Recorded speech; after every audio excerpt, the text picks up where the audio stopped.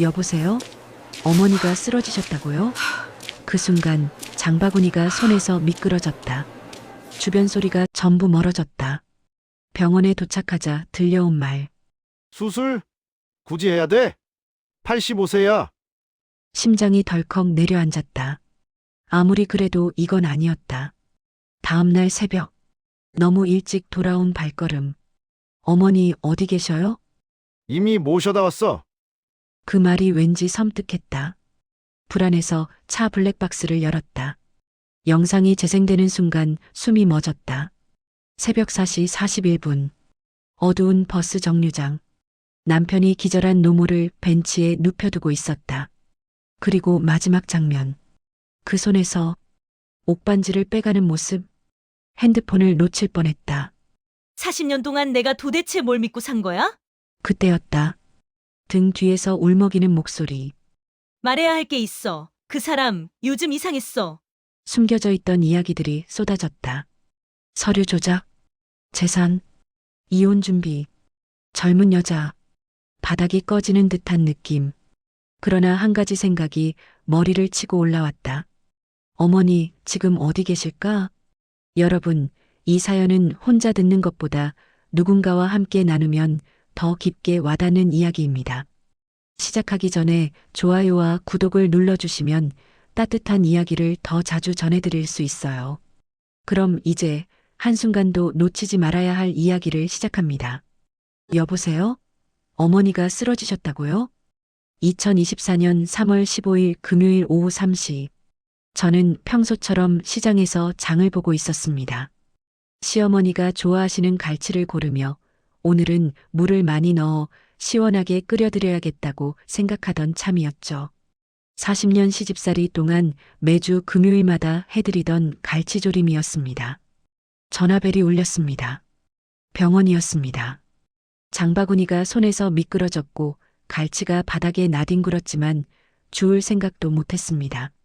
시장 아주머니들이 걱정스런 눈빛으로 저를 바라봤지만 저는 정신없이 택시를 잡아탔습니다. 병원 응급실, 숨이 턱 막히는 소독약 냄새와 함께 정신없이 오가는 의료진들 사이로 시어머니의 모습이 보였습니다. 85세, 작은 체구가 더 작아 보이셨고 평소 그렇게 엄하던 얼굴은 창백하게 질려 있었습니다. 남편 박준호는 의사와 복도에서 무언가 심각한 대화를 나누고 있었습니다. 저는 시어머니의 손을 잡았습니다. 40년간 제 뺨을 때리기도 하고 밥그릇을 엎기도 했던 그 거친 손이 지금은 차갑고 작게만 느껴졌습니다. 정말이지, 이렇게 급하게 가시면 어떡하라고. 아직 제가 해드려야 할 것도 받아야 할 사과도 많은데. 영수가. 남편이 제 어깨를 잡았습니다. 그런데 이상했습니다. 어머니가 이렇게 위중한데 남편의 목소리는 너무 담담했습니다. 의사가 뇌출혈이래. 수술 성공률이 30%도 안 된다고. 그럼 수술을 해야죠. 당장 수술 동의서는 어디 있어요? 남편의 얼굴이 굳었습니다. 영수가 현실적으로 생각해. 85세 고령이야. 수술해도. 그게 지금 할 소리예요? 당신 어머니가 죽어가는데. 그날 밤 남편은 제가 잠든 사이 홀로 무언가를 결정했습니다. 다음 날 새벽 5시 제가 눈을 떴을 때 병실은 텅 비어 있었습니다. 어머니 어디 계세요? 간호사를 불러 물어보니 새벽 4시에 보호자가 퇴원 수속을 하고 모시고 갔다고 했습니다. 집으로 돌아오니 남편이 거실에서 커피를 마시고 있었습니다. 평소보다 일찍 돌아온 것이 이상했습니다. 어머니는 요양병원으로 모셨어. 거기가 전문이래. 어느 요양병원? 주소가 어떻게 돼? 남편이 머뭇거렸습니다. 대구. 아니, 경북 어디. 그냥 시골이야. 깨끗하고 좋은 곳이야. 뭔가 이상해. 분명 뭔가 숨기고 있어. 저는 남편이 샤워하러 간 사이 그의 차 키를 들고 주차장으로 내려갔습니다. 블랙박스 메모리 카드를 빼서 노트북으로 확인하기 시작했습니다. 새벽 4시 15분. 병원 주차장을 출발하는 영상. 새벽 4시 47분. 경북 방향 고속도로 진입. 새벽 5시 23분. 인적 드문 산골길. 새벽 5시 41분. 버스 정류장. 화면을 멈췄습니다. 손이 떨려서 마우스를 제대로 잡을 수가 없었습니다. 영상 속에서 남편이 시어머니를 차에서 내려 정류장 의자에 눕히고 있었습니다. 그리고 시어머니의 손에서 무언가를 빼는 모습까지. 반지였습니다. 어머니가 60년간 끼고 계시던 옥반지를. 그리고 남편은 단 한 번도 뒤돌아보지 않고 차를 몰고 떠났습니다. 저는 그 자리에 주저앉아 한참을 울었습니다. 40년을 함께 산 남편이 자기 어머니를 버렸다는 사실이 믿기지 않았습니다. 어머니가 아직 살아계실까? 그 추운 곳에서 혼자. 블랙박스 영상을 본 그날 밤 저는 시누이들을 모두 불러 모았습니다. 우리 집 거실에 큰 시누이, 작은 시누이, 막내 시누이가 모였을 때는 이미 밤 9시가 넘었습니다. 남편은 모임이 있다며 나간 상태였죠. 옳게 급하게 부르더니 무슨 일이야? 큰 시누이가 물었습니다. 저는 노트북을 테이블에 올려놓고 영상을 틀었습니다. 정류장에 어머니를 버리는 장면이 나오자 시누이들의 얼굴이 하얗게 질렸습니다. 이게 뭐야? 오빠가? 막내 시누이 준이가 충격에 입을 틀어막았습니다. 어제 새벽에 찍힌 영상이에요. 오빠가 어머니를. 작은 시누이가 갑자기 울음을 터뜨렸습니다. 옳게 사실은 우리가 말해야 했는데 또 무슨 비밀이 있는 거야? 준이가 한숨을 쉬며 입을 열었습니다. 언니, 오빠가 몇 달 전부터 이상했어요. 어머니 몰래 서류 뒤지고 도장 파는 걸 봤어요. 그리고 옳게 몰래 이혼 준비도 하고 있었어요. 가슴이 무너져 내렸습니다. 40년 시집살이, 40년 내조가 이렇게 끝나는 건가요? 회사에 젊은 여자가 있대요. 30대 초반. 오빠가 그 여자한테 빠져서. 큰 시누이가 제 손을 잡았습니다. 옳게 미안해. 우리가 좀 더 빨리 말했어야 했는데 지금이라도 어머니를 찾아야 해요. 살아계실지도 몰라요. 우리는 그 길로 차를 몰고 경북으로 향했습니다. 블랙박스에 찍힌 위치를 찾아가는데 3시간이 걸렸습니다. 새벽 1시 드디어 그 버스 정류장에 도착했습니다. 어머니, 어머니. 우리는 미친 듯이 주변을 찾았습니다. 정류장은 비어 있었지만 바닥에 떨어진 손수건이 눈에 띄었습니다. 제가 3년 전 어버이날에 수놓아드렸던 빨간 매화 문양 손수건이었습니다. 여기서 500m쯤에 보건소가 있어요. 준이가 스마트폰 지도를 보며 소리쳤습니다. 보건소 응급실. 의사가 놀란 얼굴로 우리를 맞았습니다. 어르신 보호자분들이세요? 다행이네요. 오늘 새벽에 주민이 발견해서. 시어머니는 중환자실에 계셨습니다.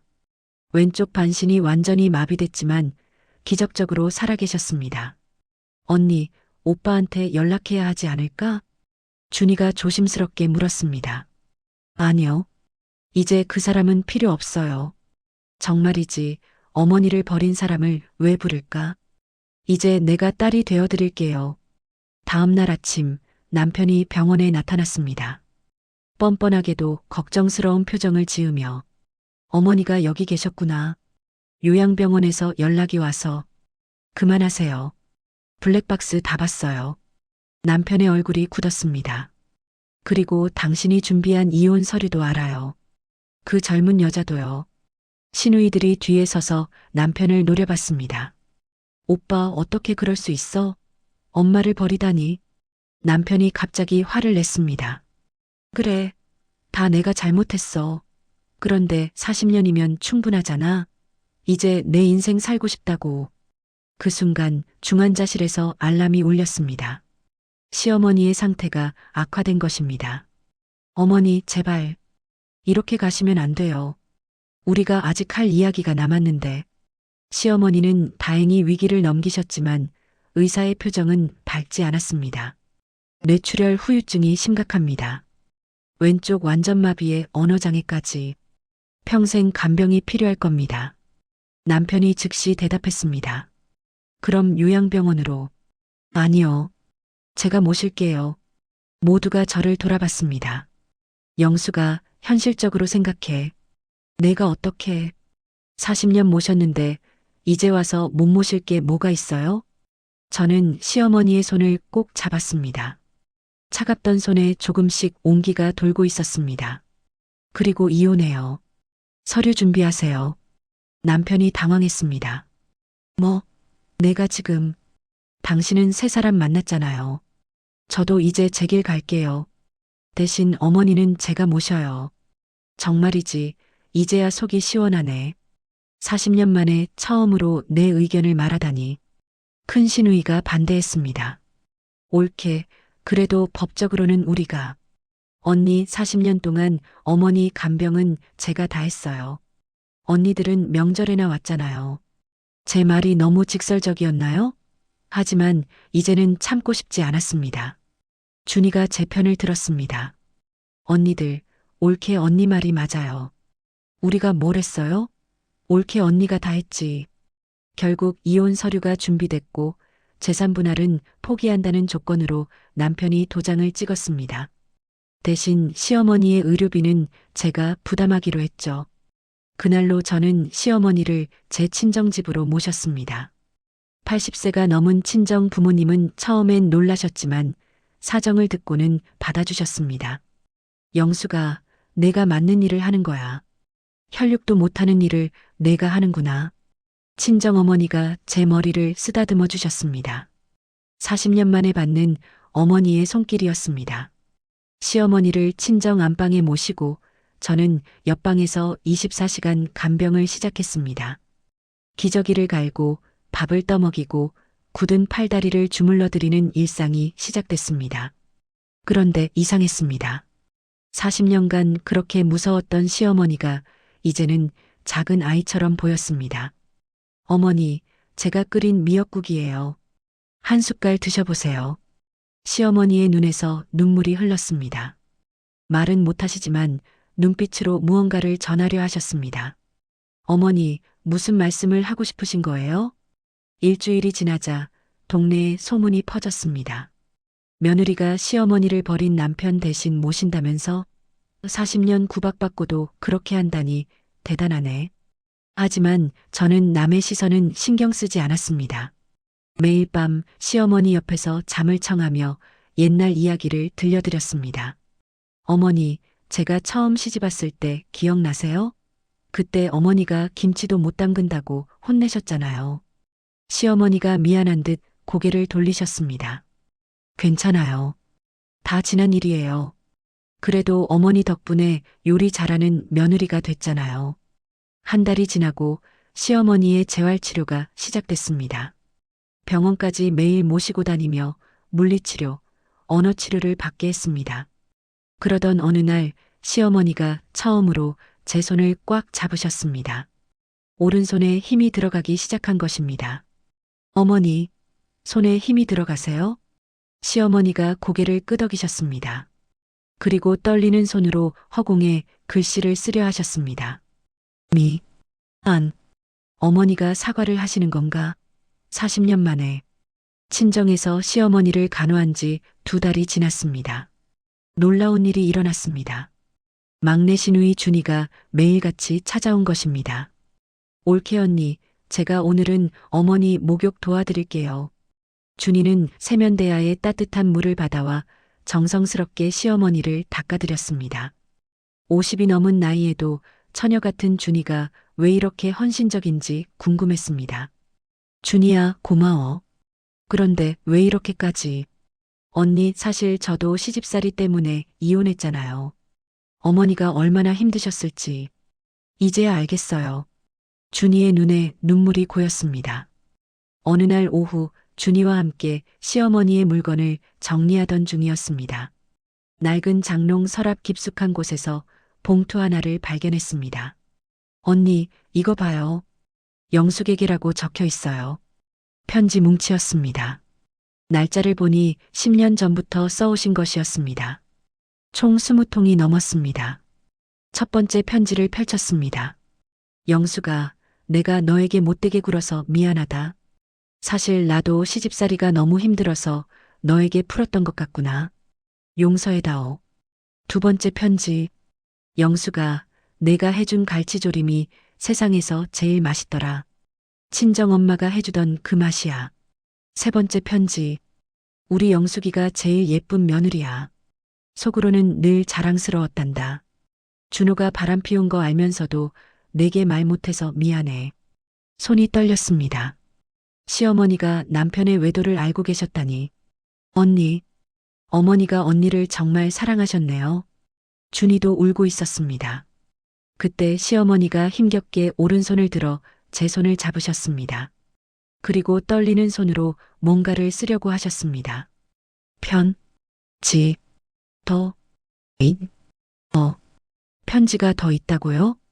시어머니가 고개를 끄덕이셨습니다. 눈으로 장롱 아래를 가리키셨습니다. 장롱을 옮기자 바닥에 숨겨진 작은 상자가 나왔습니다. 그 안에는 봉인된 편지 한 통과 서류 봉투가 있었습니다. 편지 겉봉에는 영숙에게 마이너스 내가 죽은 후에 읽어다오라고 적혀 있었습니다. 언니, 이거. 저는 망설이다가 편지를 열었습니다. 영수가 이 편지를 읽고 있다면 내가 이미 세상을 떠났겠지. 꼭 말해주고 싶은 비밀이 있단다. 내가 시집 온 지 5년째 되던 해, 내가 유산했을 때를 기억하니? 그때 내가 너를 심하게 구박했지. 아들도 못 낳는다고. 그런데 사실은 내가 준호 몰래 내 병원 기록을 봤단다. 준호가 밖에서 다른 여자를 만나 성병을 옮겼고 그것 때문에 내가 유산한 거였어. 내가 준호를 혼내고 싶었지만 내 자존심을 지켜주고 싶어서 참았어. 대신 너에게 더 못되게 굴었지. 내가 준호를 떠나지 못하게. 미안하다, 영수가. 내 방식이 틀렸다는 걸 이제야 깨달았구나. 충격이었습니다. 제가 아이를 갖지 못한 이유가. 언니, 서류 봉투에 뭐가. 준이가 봉투를 열자 법무사 사무실 서류가 나왔습니다. 시어머니 소유의 땅과 건물을 제 이름으로 상속한다는 내용이었습니다. 영수가 이건 내 친정 재산이란다. 준호는 모르는 것들이야. 40년간 고생한 내게 주고 싶구나. 그날 밤 시어머니가 처음으로 말씀하셨습니다. 영숙, 네 어머니. 제가 여기 있어요. 다. 어머니, 저도 고마워요. 이제야 진짜 모녀가 된 것 같아요. 편지를 읽은 다음 날 더 충격적인 일이 일어났습니다. 준이가 또 다른 비밀을 가져온 것입니다. 언니, 이거 어머니 일기장인데 읽어봐야 할 것 같아요. 1985년 3월 15일. 제가 시집 온 날부터 시작된 일기였습니다. 오늘 영숙이가 시집 왔다. 예쁘고 착한 아이 같은데 불쌍하게도 준호 그 녀석이 제대로 된 남편이 될지. 벌써부터 회사 여직원이랑 눈이 맞았다는 소문이 들린다. 1990년 5월 20일. 영숙이가 유산했다. 준호 때문인 걸 아는데 말할 수가 없다. 차라리 내가 악역을 하는 게 낫겠다. 영숙이가 이혼하면 더 불행해질 테니까. 2000년 8월 7일. 영숙이가 새벽까지 일하고 와서도 내 밥을 차려준다. 이런 며느리가 어디 있을까? 준호는 또 외박이다. 저 녀석을 어떻게 낳았는지. 2010년 12월 24일. 영숙이에게 또 심한 말을 했다. 명절 음식이 짜다고. 사실은 딱 좋았는데. 이렇게라도 하지 않으면 준호가 영숙이를 버릴 것 같아서 내가 악역을 해야 영숙이가 이 집에 있을 수 있다. 읽을수록 가슴이 아팠습니다. 시어머니가 40년간 일부러 악역을 자처하셨다니. 어머니, 왜 그러셨어요? 왜 혼자 그 무거운 짐을. 시어머니가 눈물을 흘리며 고개를 저으셨습니다. 그리고 떨리는 손으로 또 글씨를 쓰기 시작했습니다. 준, 호, 그래, 아버님도요? 시어머니가 고개를 끄덕이셨습니다.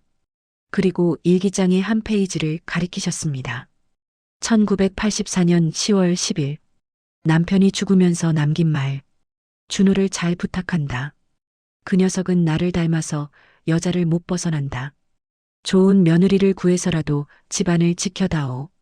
그래서 영숙이를 선택했다. 강하고 착한 아이니까. 준이가 놀란 표정으로 물었습니다. 어머니, 그럼 처음부터 올케 언니를. 시어머니가 또 글씨를 썼습니다. 네. 딸. 로. 생. 각. 햇. 바로 그때 현관문이 거칠게 열렸습니다. 남편이었습니다. 그것도 젊은 여자와 함께였습니다. 어머니가 여기 계셨군요. 무슨 일이에요? 어머니 재산 정리를 해야 해서 도장이 필요해. 뻔뻔한 모습에 준이가 나섰습니다. 오빠 어머니 버려놓고 이제 와서 재산 타령이야? 너는 조용히 해. 난 아들이야. 당연한 권리지. 그때 시어머니가 갑자기 일어나려고 하셨습니다. 온몸에 힘을 주며 필사적으로. 어머니, 시어머니가 떨리는 목소리로 하지만 분명하게 말씀하셨습니다. 너는 내 아들 아니. 남편의 얼굴이 창백해졌습니다. 영숙이가 내 딸이. 그 순간 젊은 여자가 남편의 팔을 잡아당겼습니다. 오빠, 이게 무슨 소리야? 재산은 어떻게 되는 거야? 남편이 당황하며 더듬거렸습니다. 아니, 이건 어머니가 지금 정신 멀쩡해. 시어머니가 힘을 다해 소리치셨습니다. 어머니가 40년 만에 저를 딸로 인정하시는구나. 진짜 딸로. 시어머니의 폭탄 선언 이후 남편은 더욱 악랄해졌습니다. 정신 나간 노인네 말을 누가 믿어? 법적으로 난 아들이고 재산은 내 거야. 남편은 변호사까지 데리고 왔습니다. 젊은 여자는 옆에서 계속 재촉했습니다. 오빠, 빨리 해결해. 우리 결혼식도 준비해야 하잖아. 그 말에 준이가 폭발했습니다. 뭐? 결혼? 오빠 아직 이혼도 안 했잖아. 곧 할 거야. 영숙이가 재산 포기각서만 쓰면 돼. 남편이 서류를 내밀었습니다. 시어머니 재산에 대한 일체의 권리를 포기한다는 내용이었습니다. 이거 서명하면 깔끔하게 헤어져 줄게. 위자료도 줄 테니까. 이 사람이 정말 40년을 함께 산 남편이 맞나?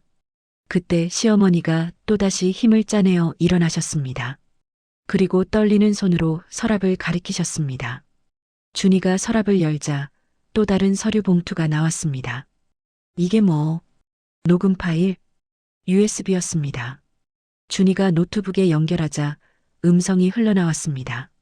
남편의 목소리였습니다. 날짜는 3개월 전.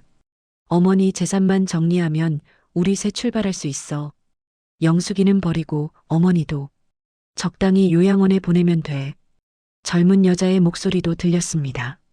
그래도 어머니인데 뇌출혈 오면 더 쉬워. 어차피 85세야. 충격적인 대화가 계속됐습니다. 남편이 의도적으로 시어머니의 약을 바꿔치기 했다는 내용까지. 이게 뭐야? 남편의 얼굴이 사색이 됐습니다. 어머니가 다 알고 계셨어? 시어머니가 고개를 끄덕이셨습니다. 그리고 떨리는 목소리로 말씀하셨습니다. 내가 왜 영숙이를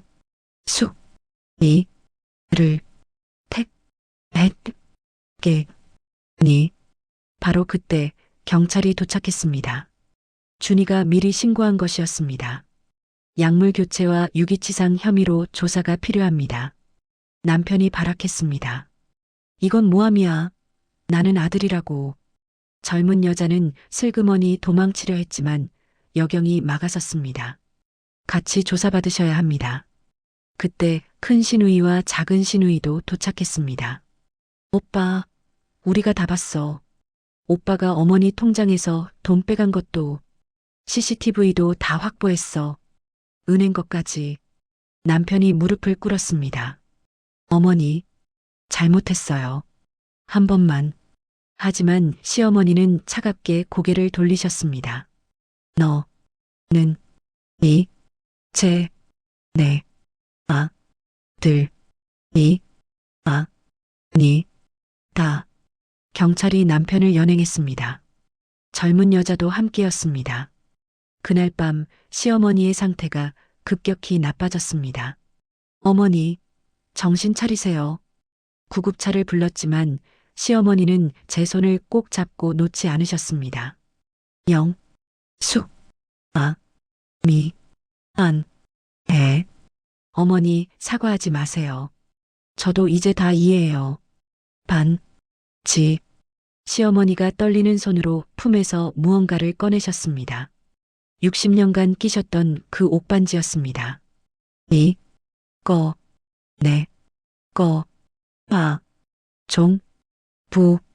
어머니가 저를 이 집안의 종부로 인정하시는구나. 병원 중환자실. 시어머니는 산소호흡기에 의존한 채 누워 계셨습니다. 의사는 시간이 얼마 남지 않았다고 했습니다. 그런데 놀라운 일이 일어나 남편의 재판이 열리는 날 시어머니가 기적적으로 의식을 되찾으신 것입니다. 어머니, 재판장에 가실 수 있겠어요? 시어머니가 단호하게 고개를 끄덕이셨습니다. 법정. 휠체어에 앉은 시어머니가 증언대 앞에 나가셨습니다. 판사가 조심스럽게 물었습니다. 증인께서는 피고인 박준호가 어머님의 약을 바꿔치기 했다는 사실을 알고 계셨습니까? 네.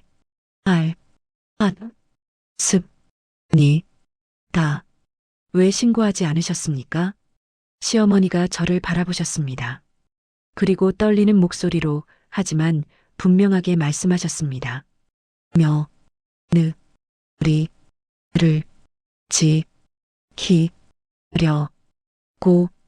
법정이 술렁였습니다. 저 아들놈이 영숙이를 버리려 했어요. 40년 고생한 영숙이를. 그래서 제가 먼저 쓰러진 척했습니다. 그래야 영숙이가 제 재산을 받을 수 있으니까. 남편이 벌떡 일어났습니다. 어머니, 그게 무슨. 닥쳐. 넌 내 아들도 아니야. 시어머니의 목소리에 힘이 들어갔습니다. 마지막 힘을 다 짜내시는 것 같았습니다. 재판장님, 제 전 재산을 며느리 한영숙에게 상속합니다. 이미 공증도 받았습니다. 준이가 공증 서류를 제출했습니다. 날짜를 보니 남편이 약을 바꾸기 시작한 직후였습니다. 그리고 한 가지 더. 시어머니가 숨을 고르셨습니다. 40년 전 영숙이를 우리 집에 들인 건 제 평생 가장 잘한 일이었습니다. 영숙아. 시어머니가 저를 부르셨습니다. 저는 눈물을 참으며 다가갔습니다. 내가 너무 늦게 내 진가를 알아봤구나. 아니에요, 어머니. 이제부터 넌 내 딸이야. 진짜 딸. 시어머니가 떨리는 손으로 제 머리를 쓰다듬으셨습니다. 처음이자 마지막인 어머니의 손길이었습니다. 법정에 있던 모든 사람이 눈물을 흘렸습니다. 판사마저도 안경을 벗고 눈을 닦았습니다. 그리고 준호, 넌 반성해라. 영숙이가 없었으면 넌 진작 버려졌을 거야. 남편이 무너져 내렸습니다. 어머니, 제발 용서해 주세요. 하지만 시어머니는 단호했습니다. 용서는 영숙이한테 빌어라. 평생. 그날 남편은 징역 3년을 선고받았습니다. 유기치상, 약물 교체, 사기 등의 혐의였습니다. 병원으로 돌아온 시어머니는 급속도로 쇠약해지셨습니다. 하지만 표정은 평화로웠습니다. 영숙아, 옥반지 꼭 끼고 있어. 네, 어머니. 평생 끼고 있을게요. 이제 너는 이 집안의 진짜 주인이야. 시어머니가 제 손에 낡은 종이 한 장을 쥐어주셨습니다. 집안 대대로 전해 내려오는 김치 비법이었습니다. 종부에게만 전해지는 비밀 레시피였죠. 이것도 내 거야. 우리 집안의 모든 게 이제 내 거야. 준이와 시누이들이 모두 모였습니다. 다들 울고 있었습니다.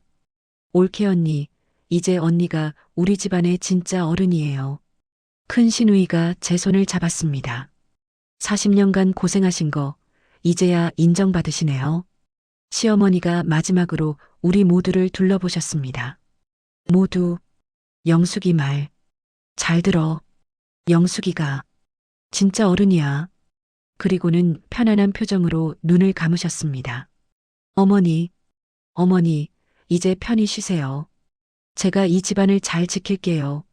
어머니의 딸로서 3년 후 저는 시어머니가 남겨주신 건물 1층에 작은 김밥집을 열었습니다. 어머니 김밥. 간판을 달던 날 준이가 와서 도와주었습니다. 언니, 어머니가 하늘에서 기뻐하실 거예요.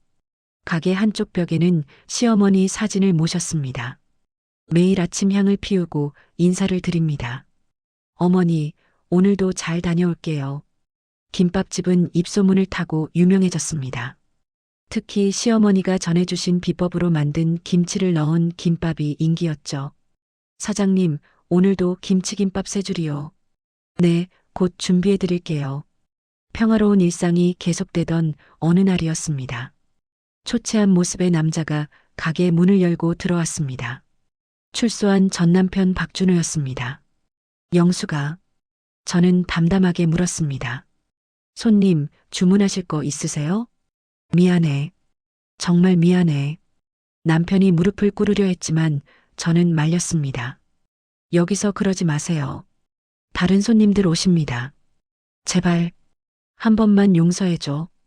다시 시작하자. 저는 김밥 하나를 싸서 건넸습니다. 이거 드시고 가세요. 어머니가 좋아하시던 갈치김밥이에요. 영수가. 저는 이제 한영숙이 아니에요. 제 손가락에 옥반지가 햇빛을 받아 반짝였습니다. 어머니가 저를 딸로 인정하시면서 새 이름도 지어주셨어요. 한세롬이라고. 남편의 눈에서 눈물이 흘렀습니다. 그리고 전 재혼했어요. 남편이 충격받은 표정으로 저를 바라봤습니다. 바로 그때 가게 문이 열리며 한 남자가 들어왔습니다. 제 재혼 상대인 김정민 씨였습니다. 독거노인 봉사활동에서 만난 저와 같은 상처를 가진 사람이었죠. 여보, 오늘도 수고했어요.